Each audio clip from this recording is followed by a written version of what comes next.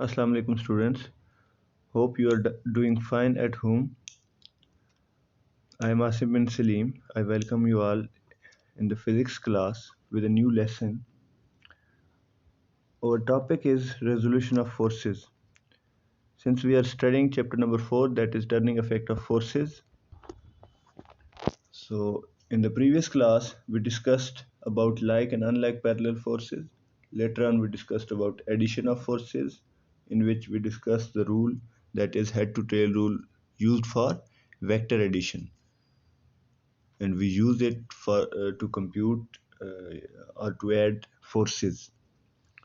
So our new topic is resolution of forces. So what is resolution? Previously we studied addition. Addition means we combine two forces, since force is a vector quantity. So we add them using head to tail rule and obtain a resultant vector. So that resultant vector has, according to the definition of resultant force, here it defines a resultant force is a single force that has the same effect as the combined effect of all the forces to be added. तो जितनी भी forces हम add करते हैं तो उनका जो resultant बनता है उसका जो effect होता है किसी body के ऊपर, for example forces act कर रही हैं, तो उसका जो effect होता है combined effect, वो इक्वल होता है बाकी जितनी फोर्सेस लग रही हैं उनके कंबाइंड इफेक्ट के इक्वल होता है. ठीक है, उस एक सिंगल फोर्स का इफेक्ट. सो दिस मीन्स कि अगर हमने मल्टीपल फोर्सेस को हमने ऐड किया था, जस्ट लाइक अगर आप यहाँ पे देखें F1, ये फिगर 4.6 के अंदर, कि F1, F2, F3 तीन फोर्सेस हैं, और अगर हमने इनको ऐड किया तो इनका जो रिजल्टेंट फोर्स बनी है ये रेड कलर की F फोर्स है हमारे पास. तो इसका जो इफेक्ट होगा वो इक्वल्स होगा, ये जो तीन फोर्सेस लग रही हैं इन तीनों के जो टोटल इफेक्ट, इन तीनों की वजह से उस बॉडी के ऊपर जो टोटल इफेक्ट होगा उसके इक्वल होगा, सिर्फ इस एक रिजल्टेंट फोर्स का. ठीक है, तो इसी चीज़ को हम नीचे देखेंगे दोबारा कि अब है रेजोल्यूशन ऑफ फोर्स, कि एक फोर्स को अगर हम उसके मज़ीद कंपोनेंट्स में डिवाइड करें. हमने ये कहा कि हम मल्टीपल फोर्सेस को ऐड करके एक रिजल्टेंट फोर्स बना सकते हैं. ठीक है, अब अगर हम ये कहें कि हम उस फोर्स को रिजॉल्व करना चाहते हैं एक से दो कंपोनेंट्स के अंदर, तो इस प्रोसेस को हम क्या बोलते हैं, रेजोल्यूशन ऑफ फोर्सेस. ठीक है, कि एक कंबाइंड इफेक्ट जिस फोर्स का था उसको अगर हम मज़ीद उसके कंपोनेंट्स में डिवाइड करें तो वो हम कैसे डिवाइड करेंगे, तो उस प्रोसेस को या उस मेथड को हम क्या बोलते हैं, रेजोल्यूशन ऑफ फोर्सेस. तो अकॉर्डिंग टू डेफिनेशन कहता है the splitting up of a force into two mutually perpendicular components is called the resolution of that force. So perpendicular क्या चीज़ होती है? परपेंडिकुलर बेसिकली ओरिएंटेशन होती है किसी भी ऑब्जेक्ट की with some reference. For example एक रूम के अंदर आपकी जो वॉल है और नीचे जो फ्लोर है, इन दोनों की आपस में जो ओरिएंटेशन है इसको हम बोलते हैं they are perpendicular to each other. इसी तरह जो वॉल है और इसी तरह जो रूफ है, इन दोनों का आपस में क्या रिलेशन है, they are perpendicular. Why they are perpendicular? Because they are making a right angle. What is right angle? Right angle is 90 degree. तो जब भी दो ऑब्जेक्ट्स अपने उनके दरमियान जो एंगल है वो 90 डिग्री का बन रहा हो तो हम उन्हें क्या बोलते हैं, परपेंडिकुलर. ठीक है, तो वो ये कहता है कि हम फोर्स को उसके दो म्यूचुअली परपेंडिकुलर मीन एक दूसरे के परपेंडिकुलर हो, दूसरा पहले के परपेंडिकुलर हो, तो इसलिए हम उन्हें क्या बोलते हैं, दे आर म्यूचुअली परपेंडिकुलर. तो हम एक फोर्स को उसके दो म्यूचुअली परपेंडिकुलर कंपोनेंट्स में रिजॉल्व करेंगे, स्प्लिट करेंगे, तोड़ेंगे. This thing is known as resolution of forces.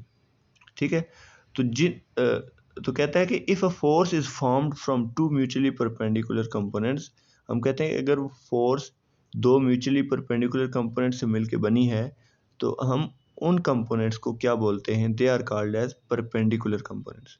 उनको हम क्या बोलते हैं, परपेंडिकुलर कंपोनेंट्स. तो उससे पहले आप ये ट्रायंगुलर डायग्राम जो आपकी लेफ्ट साइड पे बनी हुई है, इससे हम कुछ ट्रिग्नोमेट्रिक रेशियोज को समझ लेते हैं, फिर आगे हमारे लिए इजी हो जाएगा टॉपिक को अंडरस्टैंड करना. तो जब भी आप ट्रायंगल को देखते हैं तो उसकी साइड्स होती हैं, तीन साइड्स होती हैं. ठीक है, ये जो इसकी इंक्लाइंड साइड होती है, स्लोप वाली साइड होती है, इसको हम बोलते हैं हाइपोटेन्यूज। ठीक।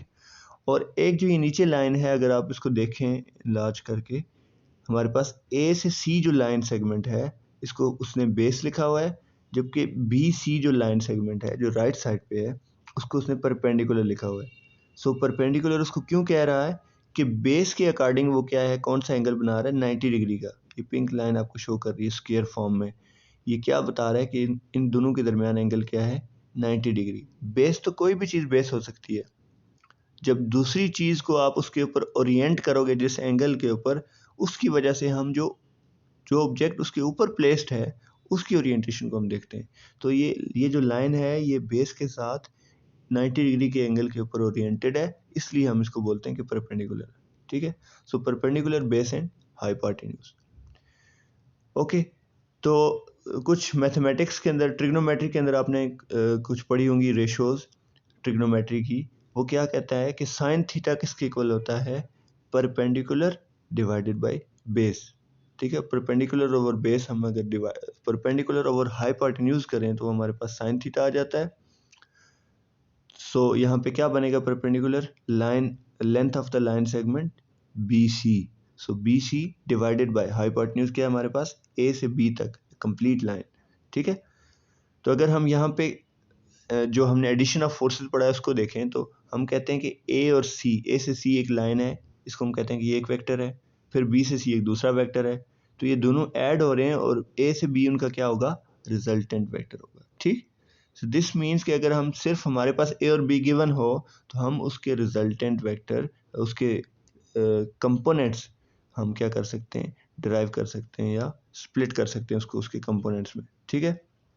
तो साइन थीटा किसके इक्वल होता है, परपेंडिकुलर ओवर हाइपोटेन्यूज।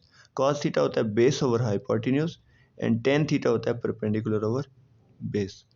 तो उसको अकॉर्डिंग टू लाइन का जो उसने नाम दिए हुए हैं उसके अकॉर्डिंगली उसने लिख लिया कि कॉस थीटा होता है A C over A B, tan theta is B C over A सी।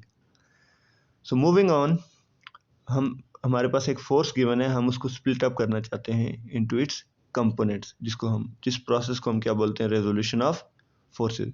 तो कहते हैं consider a force F represented by the line O A making an angle theta with X axis as shown in figure. तो अगर left side पे आप figure 4.7 के अंदर देखें तो हमारे पास एक फोर्स गिवन है, जो पिंक वेक्टर आपको नज़र आ रहा है, ये फोर्स का वेक्टर है। ये देखें बेस आपकी क्या जा रही है, नीचे 0 से x की तरफ जो जा रही है। ठीक। और y की तरफ क्या है, परपेंडिकुलर है। ओके। सो इसको हम कार्टेशियन प्लेन के अंदर देखते हैं कि x एक्सिस और y एक्सिस। ठीक है। जब मैंने आपको ग्राफ्स पढ़ाए थे तो मैंने आपको प्रॉपर एक्सप्लेन किया था x एक्सिस क्या होता है और y एक्सिस क्या होता है। ठीक है। एक वेक्टर है जो हमारे पास x एक्सिस के अलॉन्ग जा रहा है और एक वेक्टर है जो कि y एक्सिस के अलॉन्ग जा रहा है। इसको हम देखते हैं ये कैसे आए। ठीक है। तो हमारे पास गिवन, हमारे पास जस्ट ये फोर्स है F, ये बाकी दोनों वेक्टर्स का हमें नहीं पता। ठीक। तो उसको हमने प्लेस किया एक्स वाई प्लेन के अंदर। तो बेस के साथ वो एक एंगल बना रहा है जिसको हम क्या बोलते हैं, थीटा। ठीक है। अब हम इस एंगल को, इस इंफॉर्मेशन को यूज़ करते हुए हम क्या कंप्यूट करेंगे, इसके परपेंडिकुलर कंपोनेंट्स। ठीक।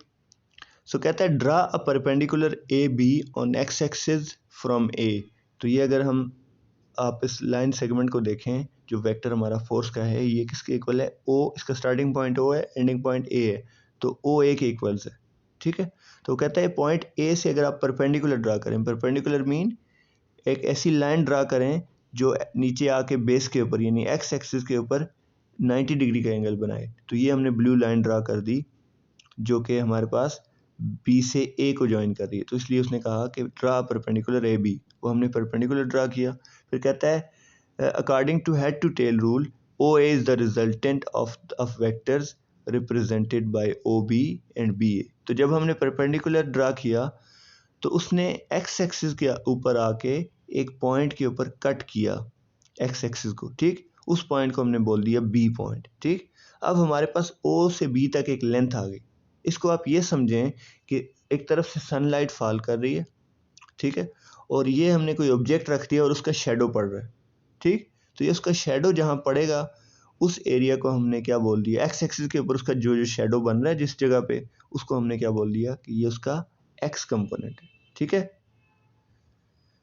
इसी तरह अगर हम उसे किसी डिफरेंट एंगल से लाइट पास कराएं तो उसका जो वाई एक्सिस के ऊपर एंगल बनेगा, वाई एक्सिस के ऊपर जो उसकी जितना वो एरिया पे उसका शेडो बनेगा, उसको हम क्या बोलेंगे कि ये उसका वाई कंपोनेंट है। ठीक है, सो कहता है draw perpendicular A B on X axis from A, वो हमने ड्रा किया A B according to head to tail rule. तो ए बी जब हमने ड्रा किया उसके नतीजे में हमारे पास एक और वेक्टर डेवलप होता है, दैट इज ओ ए। तो हेड टू टेल रूल क्या कहता है कि फर्स्ट वेक्टर का हेड सेकंड की टेल के साथ, और रिजल्टेंट वेक्टर क्या होता है, फर्स्ट की टेल और लास्ट वेक्टर जो होता है उसकी हेड के साथ मिलकर बनाया जाता है। ठीक, सो देयरफॉर कहता है according to head to tail rule O A is the resultant of vectors represented by O B and B A. तो कह रहा है ये जो ओ ए है ये रिजल्टेंट वेक्टर है ओ बी वेक्टर का और बी ए का। सो देयरफॉर उसने लिख लिया कि according to head to tail rule this means कि O A is equals to O B plus B A. ठीक है, मूविंग ऑन, फिर कहता है the components O B and B A are perpendicular to each other. तो अब ये जो कंपोनेंट्स है हमारे पास ओ ए और ओ बी, ये मैंने ऑलरेडी आपको एक्सप्लेन किया, ये आपस में एक दूसरे के साथ क्या है, परपेंडिकुलर। क्यों है, क्योंकि ये 90 डिग्री का एंगल बना रहे हैं। ठीक, तो they are called the perpendicular components. अब इन दो कंपोनेंट्स को हम परपेंडिकुलर, म्यूचुअली परपेंडिकुलर कहते हैं। देखें, जो एफ एक्स है आपका ओ बी है, ये भी 90 डिग्री का एंगल बना रहा है किसके साथ, एफ वाई के साथ, और एफ वाई भी आपका क्या एंगल बना रहा है, एफ एक्स के साथ 90 डिग्री का। Okay, so they are called mutually perpendicular components. So कहता है ऑफ ओ ए, ये किसके कंपोनेंट्स हैं, ओ ए के। उसका बेसिकली ये जो कंपोनेंट्स बेसिकली ये समझेंगे आपका ये जो फोर्स हमने एक जो कि ना तो एक्स एक्सिस के ऊपर पूरी है ना वाई एक्सिस के ऊपर है, उनके दरमियान से जा रही है। तो इसका एक्स एक्सिस पे कितना कितना पार्ट इसका एक्स एक्सिस की तरफ है और कितना पार्ट इसका वाई एक्सिस की तरफ है। इसका अगर आसान अल्फाज में ये समझाऊं तो ये एक ऐसी फोर्स है, फॉर एग्जांपल आप किसी कार्ट को, किसी रेडी को पुल कर रहे हैं, ठीक है, और इस एंगल के ऊपर आप फोर्स लगा रहे हो, तो आप ये देखोगे कि ये जो ऊपर की तरफ वाई एक्सिस की तरफ फोर्स लगती है इसको हम क्या बोलते हैं, लिफ्ट फोर्स। ठीक है, उठाने के लिए यूज होती है। और जो एक्स एक्सिस के ऊपर फोर्स लगती है इसको हम ड्रैग बोलते हैं। ड्रैग मीन घसीटना, किसी चीज को पुल करना आगे की तरफ। ठीक है, सो अगर हम मूव करते हैं आगे की तरफ तो कहता है they are called the perpendicular components of O A representing force F. कहते हैं hence O B represents its X component. तो ओ बी उसका क्या है, एक्स कंपोनेंट है, और बी ए उसका क्या है, वाई कंपोनेंट है। क्यों है, ओ बी जो उसका कंपोनेंट है that is along x axis, और ए बी जो कंपोनेंट है वो अलोंग क्या है, वाई एक्सिस के। कैसे है वाई एक्सिस के, क्योंकि वो पैरेलल टू वाई एक्सिस है। ठीक है, इस लाइन को अगर ए बी को मैं यहाँ प्लेस करूँ या इसको मैं जाके ये जो वाई एक्सिस हमारा ओ वाई इसके ऊपर प्लेस करूँ तो कोई डिफरेंस नहीं आएगा, इसलिए वो उसके पैरेलल है। जिस डायरेक्शन में वाई है उसी डायरेक्शन में हमारा बी ए है, इसलिए हम उसे क्या कहेंगे कि ये उस फोर्स का वाई डायरेक्शन में कंपोनेंट है। यानी वो ये जो फोर्स लग रही है ये वाई की डायरेक्शन में किसी बॉडी को लिफ्ट कितना करेगी। ठीक, और जो एक्स कंपोनेंट बता रहा है कि ये जो फोर्स किसी ऑब्जेक्ट को लगेगी तो उसको वो आगे की तरफ कितना मूव कराएगी। ठीक है, सो देयरफॉर अगर जो हमने इक्वेशन लिखी थी उसको हम मॉडिफाई करें, ये ऊपर 4.1 लिखी थी, हमने क्या कहा था कि जो फोर्स एफ है यानी ओ ए है ये किसके इक्वल होगा, ओ बी प्लस बी ए। अब हमने कहा कि जो ओ बी है वो उसका एक्स कंपोनेंट है और बी ए हमारे पास वाई कंपोनेंट है। तो अगर हम इसको इस फॉर्म में लिखें तो हमारे पास क्या बनेगा, F is equals to F X plus F Y. ठीक है, नाउ अब वो कहता है कि the magnitudes F X and F Y of forces F X and F Y can be found using the trigonometric ratios in right angled triangle O B A. तो ये अब हमारे पास एक राइट एंगल ट्राइंगल बन गई है, जैसे हमने ऊपर ये ट्राइंगल देखी थी सेम उसी तरह की, परपेंडिकुलर ओवर बेस हाइपोटेन्यूज, तीनों चीज़ें हमारे पास मौजूद है, परपेंडिकुलर, बेस और हाइपोटेन्यूज। तो ये देखें परपेंडिकुलर कौन सा कंपोनेंट है, एफ वाई।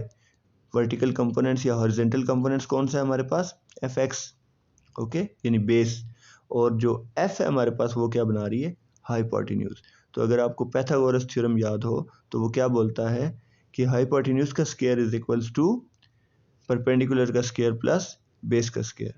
ठीक है, सो ये जो ट्रिग्नोमेट्रिक रेशियोज हैं, हम बेसिकली फाइंड क्या करना चाहते हैं, हम ये कंपोनेंट्स फाइंड करना चाहते हैं इस फोर्स के। एफ एक्स किसके इक्वल होगा और एफ वाई, यानी ये एफ एक्स एफ का कितना हिस्सा है और एफ वाई एफ का कितना हिस्सा है, कितना पार्ट है, हम बेसिकली ये चीज़ फाइंड करना चाहते हैं।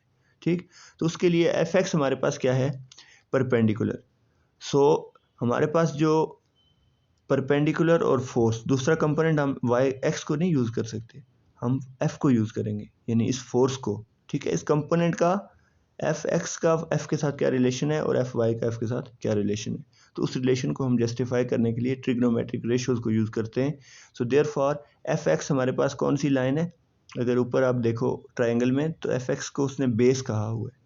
ठीक है, सो बेस का रिलेशन एफ के साथ, एफ हाइपोटेन्यूज है, सो बेस ओवर हाइपोटेन्यूज देखें कौन सी ट्रिग्नोमेट्रिक रेशियो बनती है, कॉस थीटा वाली। ठीक, सो बेस ओवर हाइपोटेन्यूज उसने लिखा हुआ है यहाँ पे कि बेस हमारे पास यहाँ पे एफ एक्स है, हाइपोटेन्यूज एफ है, सो दैट इज, अगर उसको लाइन की फॉर्म में लिखें तो O B divided by O A, वो किसके इक्वल है, base over hypotenuse cos theta के इक्वल। सो देयरफॉर उसने लिखा हुआ है कि O B over O A is equal to cos theta. और अगर इसमें इक्वेशन को रीअरेंज करूं, ओ बी ओवर ए ओ ए को हम निकाल देते हैं, F X over F is equal to cos theta अगर कंसिडर करें, तो हमने यहाँ से एफ एक्स फाइंड करना हो तो क्या हो जाएगा, एफ यहाँ डिवाइड हो रहा है, वो कॉस थीटा के साथ जाके मल्टीप्लाई हो जाएगा, तो हमारे पास रिजल्टेंटली एफ एक्स कंपोनेंट आ जाएगा of the force, that is F X is equals to F cos theta, equation number 4.3। Similarly अगर हम y कंपोनेंट फाइंड करें तो उसका रिलेशन f के साथ क्या बनेगा, y को हमने क्या बोला हुआ है, एफ वाई, ये परपेंडिकुलर वाला कंपोनेंट है, तो परपेंडिकुलर का हाइपोटेन्यूज के साथ क्या रिलेशन है, ये ऊपर हम देखेंगे इस टेबल के अंदर। तो क्या है, वो कहता है कि perpendicular over hypotenuse is equals to sine theta. So perpendicular है F Y, so F Y over F is equals to sine theta. तो यहाँ से अगर मैं इसको अरेंज करूँ इक्वेशन को, तो एफ वाई मेरे पास किसके इक्वल हो जाएगा, is equals to F sine theta. ठीक है, सो इस तरह हमने क्या कंप्यूट कर लिया, एक जो फोर्स हमें गिवन थी एफ, उसके हमने दो components mutually perpendicular components find किए। ठीक है, जिस प्रोसीजर को हम क्या बोलते हैं, रेजोल्यूशन ऑफ फोर्सेस। ठीक है, उस फोर्स को हमने उसके दो कंपोनेंट में स्प्लिट किया, एक एफ एक्स और दूसरा उसका एफ वाई कंपोनेंट। फिर हमने उस कंपोनेंट को फाइंड किया कि एफ एक्स एफ का कितना पार्ट है और एफ वाई एफ का कितना पार्ट है। सो मैथमेटिकली हमने उनको कंप्यूट करते हुए ये फार्मूलाज की मदद से दो फार्मूला ड्राइव कर लिए कि एफ एक्स एफ के कितना है, कि एफ के साथ अगर कॉस थीटा को मल्टीप्लाई करें तो जो आंसर आएगा वो किसके इक्वल होगा, एफ एक्स के। इसी तरह एफ के साथ अगर साइन थीटा को मल्टीप्लाई करें तो हमारे पास जो आंसर आएगा वो हमें कौन सा कंपोनेंट ऑफ फोर्स देगा, Y component of the force. ठीक है, so these equation number 4.3 and 4.4 give the perpendicular components of forces F. तो इसी की बेस पे हमारे पास एक एग्जांपल आ जाती है, एग्जांपल नंबर 4.2। तो कहता है, a man is pulling a trolley on a horizontal road with a force of 200 Newton. कहता है कि एक बंदा एक हॉरिजॉन्टल रोड के ऊपर ट्रॉली को क्या कर रहा है, पुल करने की कोशिश कर रहा है, उसकी फोर्स कितनी है 200 न्यूटन, और जो एंगल बना रहा है यानी थीटा, वो कितना है हमारे पास 30 डिग्रीज विद द रोड। तो अब वो कहता है कि उसके हॉरिजॉन्टल और वर्टिकल कंपोनेंट, तो हॉरिजॉन्टल कंपोनेंट हमने क्या देखा, जो कि अलोंग एक्स एक्सिस होता है, so that is F x, और वर्टिकल कंपोनेंट हमने क्या देखा, जो कि अलोंग वाई एक्सिस होता है, उसको हम एफ वाई बोलते हैं। ठीक है, तो हमें एफ गिवन है, अब हम सोल्यूशन की तरफ चलें, तो F is equal to 200, theta is equal to 30 degree with horizontal. ठीक है, सो एफ भी गिवन है, थीटा भी गिवन है, हमने फाइंड क्या करना है, to find is F X and F Y. तो फार्मूलाज हमने पीछे देखें कि एफ एक्स किसके इक्वल होता है, F X is equals to F cos theta, और एफ वाई किसके इक्वल होता है, F Y is equals to F sine theta. ठीक है, सो देयरफॉर हमने ये फार्मूलाज यूज किए। So F X is equal to F cos theta, F आपको गिवन है 200, cos of theta, theta 30 degree है, तो कॉस ऑफ 30 डिग्री अगर हम अप्लाई करें तो हमारे पास कोई वैल्यू आएगी 0.866, उसको मल्टीप्लाई 200 करें तो जो आंसर आएगा वो हमारा एफ का कितना कंपोनेंट होगा, एक्स कंपोनेंट ऑफ एफ होगा। अगर हम उसका वाई कंपोनेंट फाइंड करें तो उसके लिए फार्मूला एफ साइन थीटा, तो F 200 multiply by sine of 30 degree, तो जो आंसर आएगा उसको मल्टीप्लाई 200 से करेंगे तो हमारे पास फोर्स आ जाएगी जो कि वाई कंपोनेंट आ जाएगा। तो अब वो कहता है 10 horizontal and vertical components of the pulling force are 173.2 newton, जो कि हॉरिजेंटल कंपोनेंट है, और 100 न्यूटन क्या है रिस्पेक्टिवली द वर्टिकल कंपोनेंट। तो आपके ख्याल में ये जो फोर्स 200 न्यूटन की जो बंदा लगा रहा है ट्रॉली को और एंगल 30 डिग्री के एंगल के ऊपर रोड पे, तो वो फोर्स ज़्यादा उसका इफेक्ट एक्स की तरफ होगा यानी हॉरिजेंटल की तरफ होगा या वर्टिकल की तरफ? तो ज़्यादा उसका होगा हॉरिजेंटल की तरफ। क्यों? क्योंकि हॉरिजेंटल कंपोनेंट की जो फोर्स हमने अभी देखी है दैट इज़ 173.2 न्यूटन, जबकि वर्टिकल कंपोनेंट जो लिफ्ट वाली फोर्स है उसकी वो कितनी है 100 न्यूटन। सो दिस मीन्स कि जो हॉरिजेंटली वो उसका जो ट्रॉली है वो हॉरिजेंटल ज़्यादा मूव करेगी बनिस्बत के वर्टिकल मोशन के उसके, ठीक है, लिफ्ट के बजाय। तो नेक्स्ट टॉपिक है हमारा determination of a force from its perpendicular components. So we will discuss this in our next lecture. That's all for today.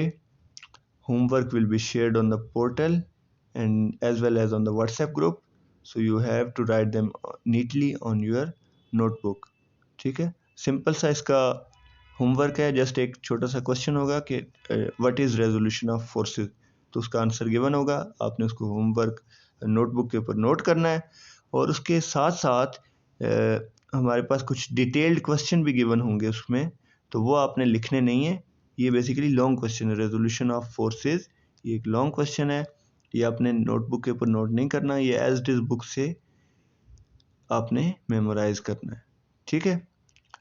So that's all from today, thank you for joining, अल्लाह हाफिज़।